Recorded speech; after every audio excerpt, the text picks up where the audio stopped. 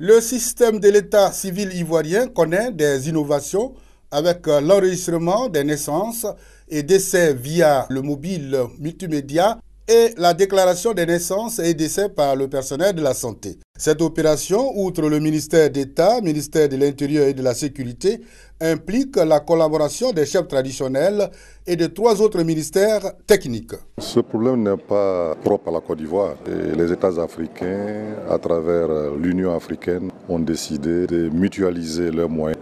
Selon certaines estimations, plus que 2 millions d'enfants aujourd'hui en Côte d'Ivoire ne sont pas enregistrés. On ne peut rien réformer sans la participation effective des acteurs que sont les autorités judiciaires. C'est le ministère de la Santé qui projette les naissances en Côte d'Ivoire.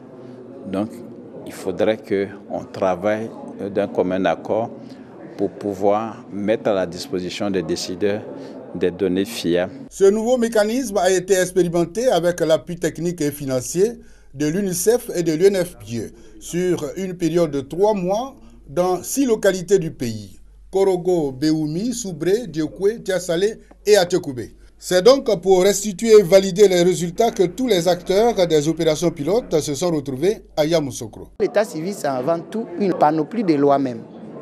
Et que tous les projets qui peuvent permettre d'avoir un taux de 100% de déclaration passent nécessairement par une réforme de la législation sur l'état civil. On n'est plus tributaire d'une démarche volontaire. Une fois un enfant est né, on prend le fait d'état civil. Que le parent le déclare ou pas, on le prend. Durant 2 jours, les participants ont partagé les expériences et proposé des recommandations pour la consolidation des acquis.